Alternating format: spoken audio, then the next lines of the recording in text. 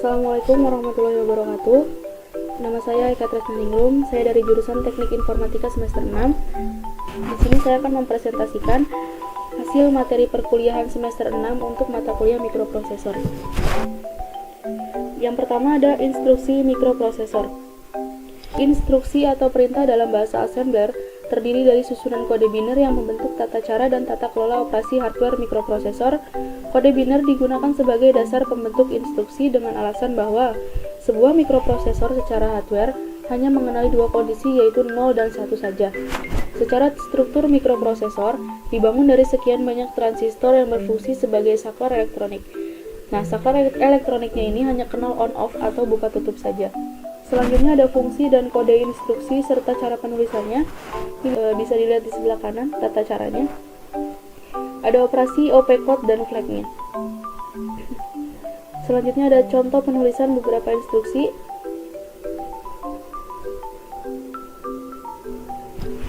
Macam-macam instruksi di dalam mikroprosesor Z80 berdasarkan fungsinya. Yang pertama ada instruksi mengisi dan menukar, yaitu dibutuhkan pengalamatan yang diikut sertakan ke dalam setiap instruksi. Alamat tersebut digunakan untuk menunjuk sumber data dan tujuan data yang diinginkan. Kemudian ada instruksi transfer block, yaitu operasi increment diulang sampai bit counter mencapai menghitung dari 0. Dengan demikian, instruksi tunggal ini dapat memindahkan satu blok data dari satu lokasi ke lokasi yang lainnya. Yang ketiga ada instruksi aritmatika dan logika, yaitu bagian mikroprosesor yang berfungsi melakukan operasi hitungan aritmatika dan logika. Operasi aritmatika meliputi operasi penjumlahan dan pengurangan, sedangkan operasi logika yang dapat dilakukan oleh ALU meliputi logika AND dan OR. Yang keempat ada instruksi putar dan geser, yaitu memutar atau menggeser data dalam akumulator atau data yang berada dalam setiap register general purpose atau lokasi memori. Yang kelima ada instruksi manipulasi bit, yaitu memungkinkan untuk mengubah isi bit dalam register flag.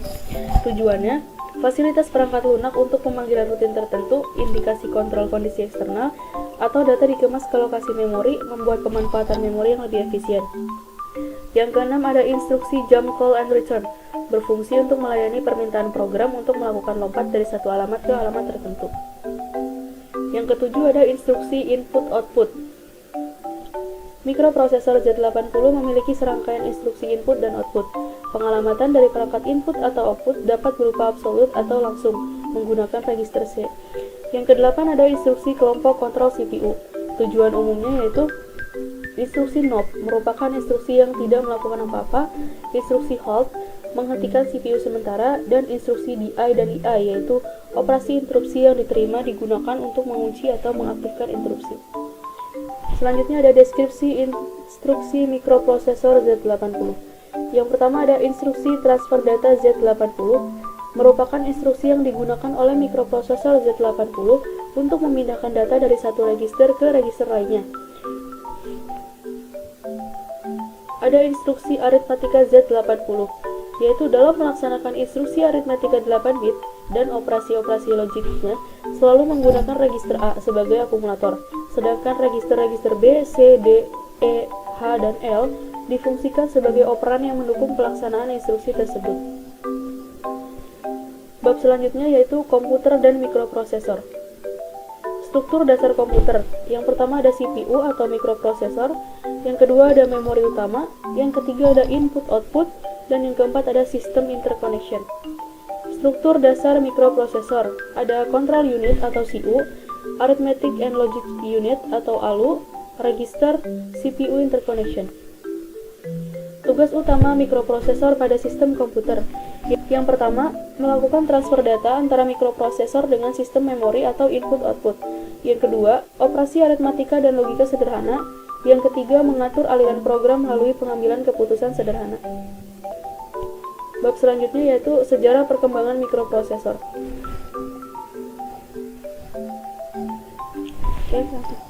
Tahun 1904, dioda tabung pertama kali diciptakan oleh seorang ilmuwan dari Inggris yang bernama Sir John Ambrose Fleming.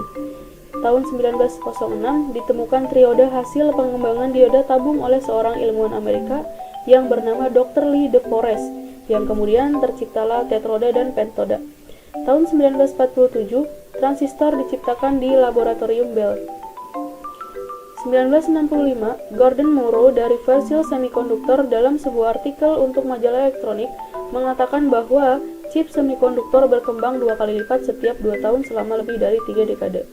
Tahun 1968, Moore, Robert Noyce, dan Andy Grove menemukan Intel Corporation untuk menjalankan bisnis integrated elektronik. Tahun 1969, Intel mengumumkan produk pertamanya. 1971, Intel meluncurkan mikroprosesor pertama di dunia. Tahun 1972, Intel mengumumkan proses 8-bit 8008. Tahun 1974, Intel memperkenalkan prosesor 8-bit 8080 dengan 4500 transistor yang memiliki kinerja 10 kali pendahulunya. Di tahun 1975, chip 8080 menemukan aplikasi PC pertamanya pada Altair 8800. Di tahun 1976, arsitektur x86 mengalami kemunduran saat Steve Jobs dan Steve Wozniak memperkenalkan Apple II komputer dengan menggunakan prosesor 8-bit Motorola 6502. 1978, Intel memperkenalkan mikroprosesor 16-bit 8086. Di tahun 79, Intel memperkenalkan versi dengan harga yang lebih murah dari 8086 yaitu 888 dengan 8-bit bus. Tahun 80, Intel memperkenalkan 8087 microprosesor. Tahun 81, IBM memilih 8088 untuk menjalankan PC-nya. Di tahun 82, IBM menandatangani Advanced Micro Device sebagai sumber kedua Intel untuk mikroprosesor 8086 dan 8088. Tahun 82, Intel memperkenalkan prosesor 16-bit 8286 dengan 134.000 transistor. Tahun 84, IBM mengembangkan PC generasi kedua. Tahun 85, Intel keluar dari bisnis RAM dinamis untuk fokus pada mikroprosesor. Di tahun 86, Compaq Computer melambungkan IBM dengan PC yang didasarkan pada 80386. Tahun 87, VIA Technologies didirikan di Fremont, California. Mereka akan menjual chipset CoreLogic X86. Tahun 89, 80486 diluncurkan dengan 1,2 juta buah transistor dan built-in microprosesor. Di tahun 90, Compaq memperkenalkan server PC pertama yang dijalankan dengan menggunakan 8486. Tahun 93, transistor 3,1 juta, prosesor 66 MHz Pentium dengan teknologi super scalar diperkenalkan. Di tahun 94, AMD dan Compaq membentuk aliansi untuk mendukung Compaq Computer dengan mikroprosesor AM486. Tahun 97, Intel meluncurkan teknologi prosesor 64-bit EPIC. 98, Intel memperkenalkan prosesor Celeron di bulan April. 99, VIA mengakuisisi Cyrix Corporation dan Centaur Technology.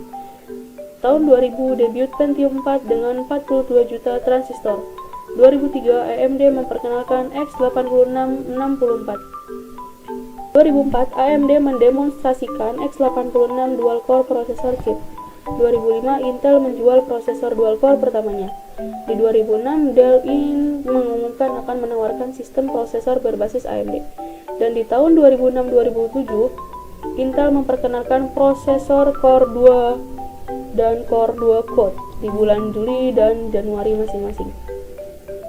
Bab selanjutnya yaitu sistem mikroprosesor.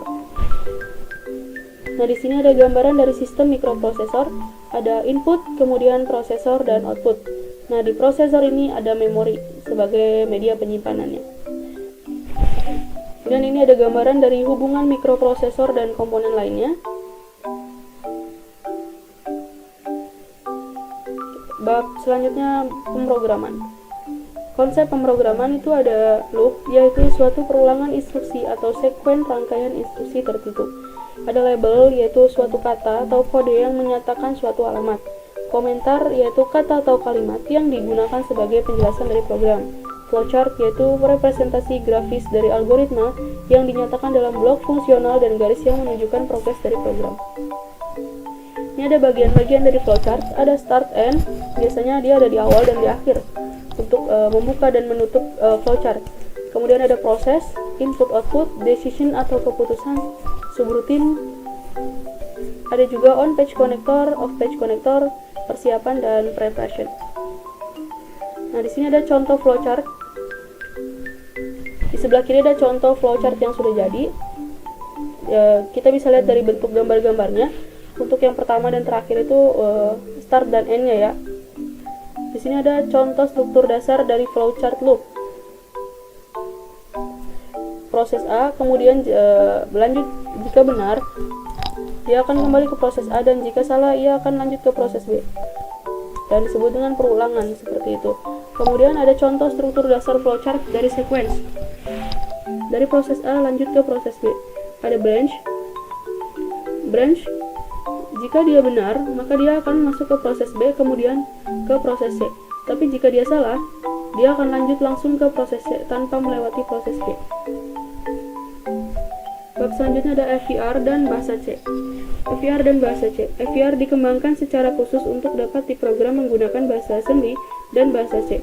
Bahasa C adalah suatu general purpose programming language yang dapat digunakan dengan mikroprosesor atau mikrokontroler apapun, sepanjang terdapat compilernya. Di sini ada dasar-dasar dari bahasa C. Di sebelah kiri ada bentuk paling sederhananya, dan sebelah kanan ada bentuk lebih lengkapnya. Selanjutnya ada tipe data yang ada pada codification FVR. Ini ada type-nya, size-nya, terus ada range-nya juga.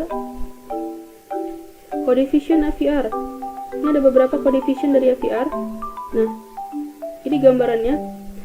Bentuk umum dari if then, bentuk umum dari if then else,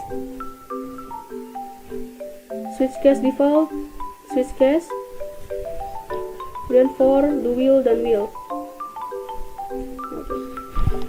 Sekian presentasi dari saya, kurang lebihnya mohon maaf. Terima kasih. Wassalamualaikum warahmatullahi wabarakatuh.